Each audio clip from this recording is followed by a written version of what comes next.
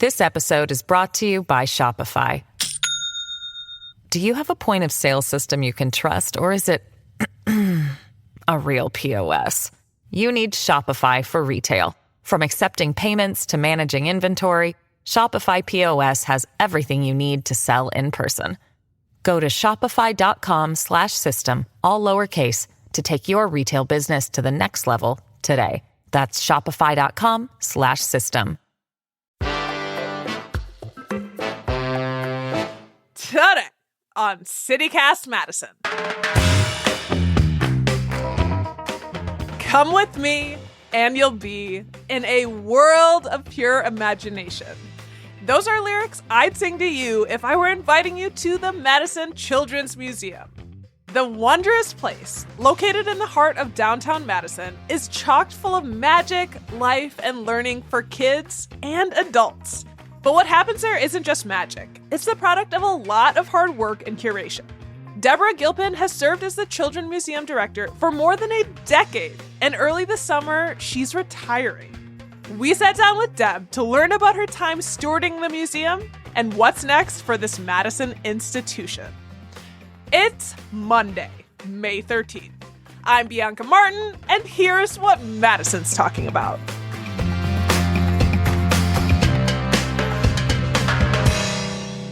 Deb, hello.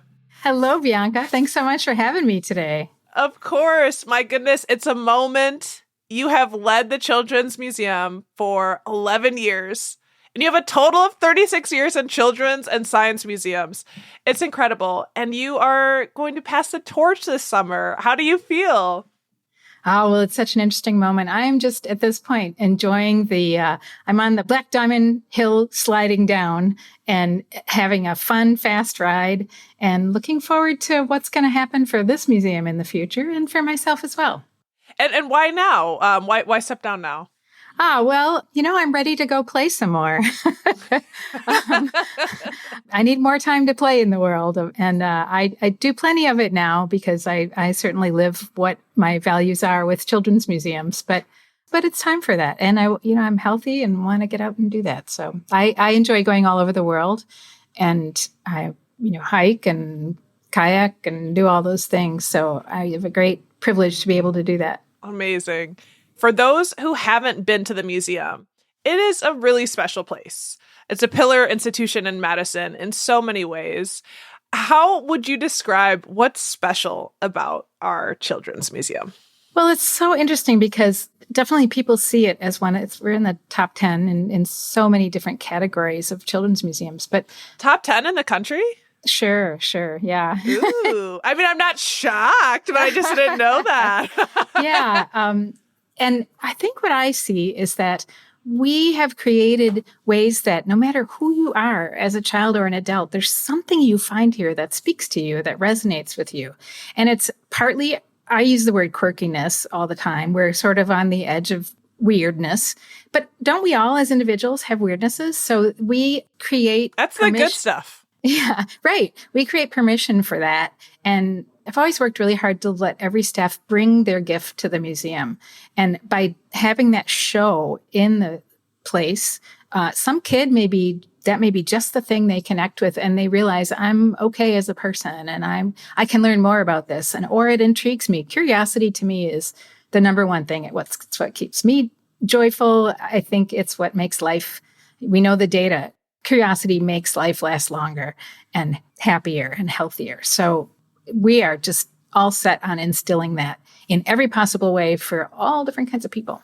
Yeah, and it's really evident all the way across the museum in all the corners and floors. Yeah. I got to imagine you're in a moment of reflection. What would you say you're most proud of in your tenure at the helm? Well, here in Madison, I think it is that we've really worked at making a culture that respects every staff member, but every visitor in all ways. So we've done a lot of racial justice training. We've done a lot of getting along, communities of belonging. And we do these at national levels, cultural competency training with international groups. And that has really changed the board and the staff's way of interacting with people. Just, it's very human. It's very honoring and respectful. And of course, it takes work every day, and we get challenged in different ways.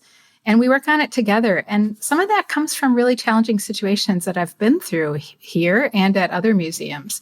And I'm proud that I'm not afraid to take those on and try to share the learnings that come from them with everybody, because our staff here are going to become the future leaders of museums. And they need to know that you can do this in a way that's human and joyful and supports everyone involved.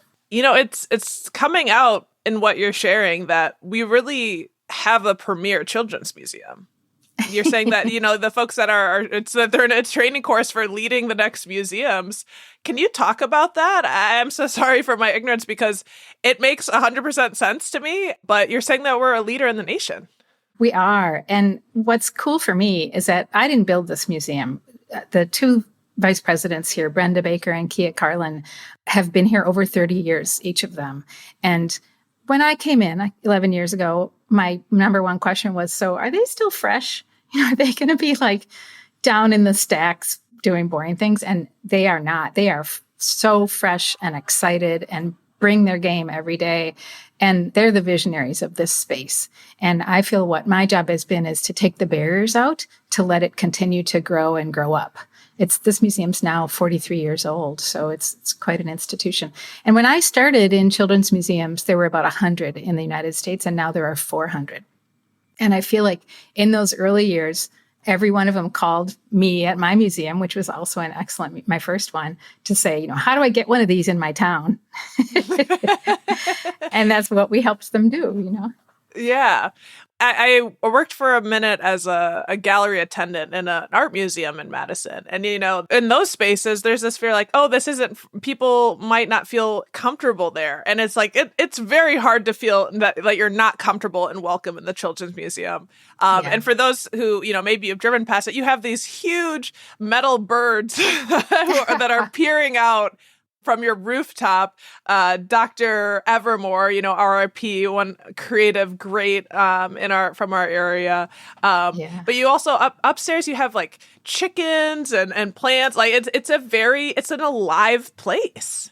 It is. I tend to think of it as the Science Museum of Madison, Science Museum for kids. So I do love the Geology Museum at the UW. But this is the place where kids get their hands on science. And it doesn't always look like science is happening here for some adults, but this is early science practice for young children. They're learning about, oh, what am I interested in this? How will I find out? What should I do? And then they can try that thing. And one of the reasons that also this museum is unique is we don't have signs up telling you what to do with anything. And some adults struggle with that. They're like, I need to know what I'm supposed to do, or I wish this was a post office because I'd know what to do. And it's really about follow your own lead. What are you curious about it? And that's the skills we need children to do. I want to go back to the animals, because the animals there's something think about when you see a puppy, everyone melts. You just, and so this is the place where children learn how to be comfortable around animals. We have a snake, we have chickens, we have baby chicks, turtles, fish, and the kids are observing how their own adults interact with something they might be uncomfortable with. So it's an important moment between a parent or a caregiver and a child about how do I face the world? What do I do when I face something that I'm not comfortable with? Wow. It's hard for me not to think about, there really is so much adult learning there in that space too. And yes. My interaction, the reason why I've been in there, I don't have children, and I probably should take someone's children. I probably could be helpful somewhere, but I've gone to Adult Swim. And the one of them that really stands out to me, it was like a bug night, and I ate bugs. I'll never forget. It was like probably a chocolate cricket, and something that was deeply uncomfortable for me, frankly. But I like to fancy myself adventurous, but it was learning. And that is so huge to, really, how do we deal with the uncomfortable? And I want to talk about Adult Swim, but talk about uncomfortable. The pandemic changed so much. And I imagine, oh my goodness, I almost can't imagine the influence it would have on the Children's Museum, because it really, thinking about kids and learning. Yeah. Can you tell us a little bit about what it was like ushering the museum over that intense period? Yeah. So we were closed for 15 months. And we laid off, I laid 54 people off in an email in one day. This is just horrifying to my heart. But we worked really hard to get back open, and we very carefully opened, and we acknowledged, what are children going through? What do they need now? And we knew that we needed outdoor space. So we modified a big project we already had underway to get kids playing outside together right away. And that's the backyard space that people now see, the Wonderground. Yeah, I feel like I saw that growing. That's not just me thinking that. That was a parking lot. It was the Pisons parking lot thing that happened over. This parking lot was built at that same time period, and it was failing. We knew it would fail. We weren't even walking on it anymore. So we had a plan to do something, but it's one of those things. It's $1 million just to dig out a parking lot and leave a big hole. So we were in the midst of planning for how to make it wonderful for our visitors. But what we really wanted to address was that kids had not been with each other for so long. And we had many who, their social skills, when they came in, we could see the difference. We had kids where they would go back by their parent and say, I don't want to play with that boy over there. Or they didn't know how to play together. How to feel uncomfortable. Right. And they also, I think in some ways, had been with their parents or their caregivers so much more during that closure time that they weren't taking as much risk as they might. So we really believe in risk here. So if kids go up on the climber, when they get toward the top, they realize, oh my God, what have I done? And how high they are. And what do I do? So do I cry? Do I call for help? Do I sit here and wait? And invariably, some other kid they don't know comes and says, oh, here, I'll help you. We'll go over here. That's normal. Well, that didn't happen as much when we first reopened. Kids had created these barriers. But we know that risk assessment is critical for adult life. It's what we do every day. Should I ride a bike without a helmet? Should I, all these things. So we want to keep giving them the opportunity to make mistakes when the stakes are low.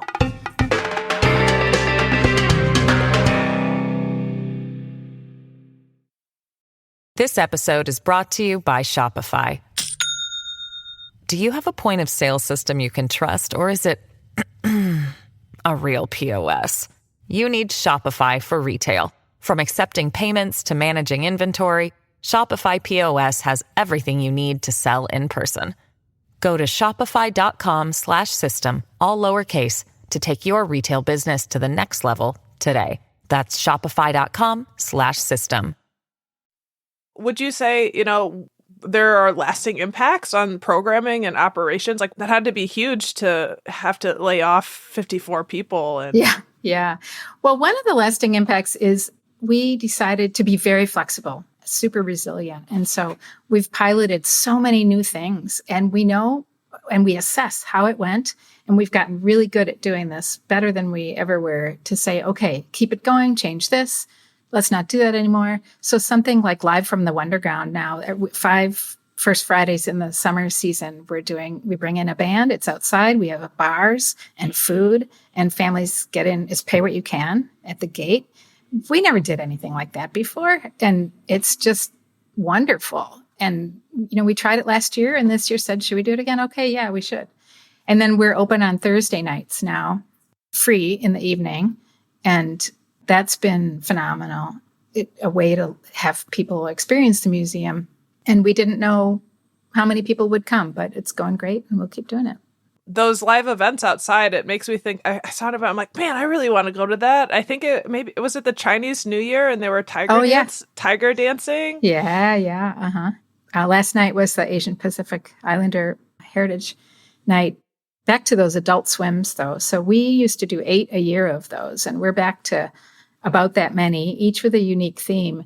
And it's so funny. We have these couples that they meet or have a date here at an adult swim. It's a perfect date spot, by the way, for y'all listening. Perfect. And it's all ages. And then they have their wedding here at the museum because we rent out the facility. And then they bring their children. So this whole cycle is just beautiful. It's a real honor to be able to serve the community that way. For me, I'm going to have to keep it all down because I'm like, I want to talk about Adult Swim. Yeah. Because I'm like, but it's really, that's the kid in me. They are so fun. They are so fun. I told you about the bug night that I went to. I think in recent years, I went to a polka night. Yeah. DJ Shotsky was there. She specializes in polka music. But one of my core favorite Adult Swims was a steampunk night. Yes. And everyone showed out. I mean, it was like a magical movie set. And it truly is all ages. And, I love any opportunity to dress up. Well, yeah, it's really fun because we have this sort of template for it, but the theme lets the staff plans the adventures that they're going to have that night, and then getting to dress up more frequently. That's very Madison, to just have that much fun out and about. So it's great. Some of my prior museums were smaller. I opened the Children's Museum of Phoenix, and we called them play dates. And similarly, they were just a great time for adults. Yeah.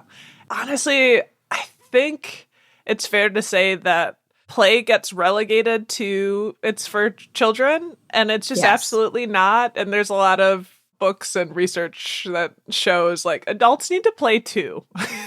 It's critical. It's critical.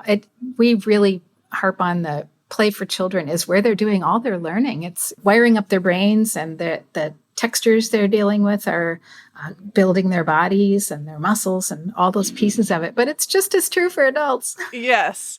And I mean, being at the helm, being there for the years that you have, I bet you have a million memories. But can you tell us about one of your favorite memories being at the museum? One that makes you smile whenever you think about it? Oh, gosh, there's so many. Well, or laugh. I'll say, no. One of the funnest things we did was we do crazy stuff. So, for example, for New Year's, we do New Year's during the day so that kids can be there. But one of the things we did was throw a pumpkin off the roof onto the old parking lot, smashed. And the crazy thing was it landed so that the year imprinted on the paint of the year imprinted on the tarmac, on the pavement. Amazing. And it's just kismet. All these things happen when you play around with things. So we're not afraid to do that kind of stuff, which is one of the great joys of working with Children's Museum people. You've talked a bit about it, but if you had something, like what would you say are like the hallmarks of your leadership style, like what you're leaving the museum with? Well, one thing I'm really proud of is we had identified when the Race to Equity report came out in 2013, the data on teens and employment for teens looked just fine. But when you dug into the data for kids of color, it was not good employment numbers for teens of color. So we created a program working with Commonwealth Development where we have now, over the years we launched that, we've now had over 60 slots for teens of color to come and work here as their first jobs. And in the beginning, we did longitudinal studies with this population, with the kids that came, and they met leaders of color from the community, different industries. They got training, Autism 101, Child Development 101. They learned how to be with our visitors. And sometimes they wanted to do administrative things, and sometimes they wanted to be with visitors. So they got to learn about who they were too. And many of these families, a couple of them said in those beginning days, like, my family doesn't go downtown. So we have changed their behavior. And now their families come, their friends come, people from their neighborhoods come. That's fascinating. So they didn't feel like downtown was for them. Exactly. Mm-hmm. And when we reopened, what we found was many of these kids had continued working for us. But when we reopened, many of them came back. This was a safe place to come and work and get started up again. So it diversified our staff. It also served our community, this population that was not finding jobs that were well-paying. It's fully paid position. It's well-supported. And we take that responsibility as the first employer for someone really high, and we hold them to standards, and we help them with bus passes, the kind of things that help teenagers succeed. So I'm really proud of this program. And now some of those kids have been here 6 years, and they are in leadership positions. They're supervisors. They've moved through the organization. They've gone on to degrees. And I feel like that's really being embedded in the community and what the community needs. And it also means our visitors, when they come in, they see people who look like them. We speak about 9 languages amongst us as staff, and we use that with our visitors. We encourage everyone to jump in and use their skills. That's incredible. Doing the work, walking the walk. And now you are passing the torch. So, what do we know about who's next and the search at this point for a new director? We don't know yet. The board created a search committee and they did a nationwide search and they're down to the finalist stage. So some point pretty soon here, I think we'll know by the end of the month. And then I'll probably Independence Day will be my Independence Day. We'll see. But I love Madison and we'll have a blast this summer where I actually just get to play all summer. It's great. Yeah, that's a perfect segue for me to ask, what events should we be thinking about? Any events coming up that should be on our radar? Well, we have these First Fridays. Those are super fun events. Also, Summer Palooza, which is the first Saturday in June, is a free day. It's one of the highest attendance days we get. We have performers and programs all through the museum and out. We roll out into the streets. It's a block party. So that's a great day to come downtown. And it's the farmers market's going on. So that's always fun. My last question for you is to keep us in play. If you had a magic wand and you could grant yourself the power of looking into the future, what would you want to see most at the museum in, say, another 10 years? So we have a secret floor level in the building that it just is storage now, but it's a beautiful space. And my hope is that that space be able to be opened with, ever cool, more exhibits and activities in it. It's definitely on the horizon for us. We know people are interested in it. And I'll just say it was supposed to be opened when we first opened the building, but the idea was we should open this rooftop garden. And man, that was the right decision because that is such a special place. But it's time to start thinking about this additional interior space. And I'm super glad that someone else will have to manage that project because I've done a lot of those. They keep you awake at night as the leader. Well, Deb, this has been such a lovely conversation and getting this opportunity to talk with you. Thank you for joining us. And also thank you for your service to Madison. It's really special. Thank you so much. It's been such a pleasure for me to do this in my own hometown, to be part of something that has made my own hometown better. That's Deb Gilpin, CEO and Executive Director of the Madison Children's Museum. If you'd like to learn more about this museum, head to our show notes for a link.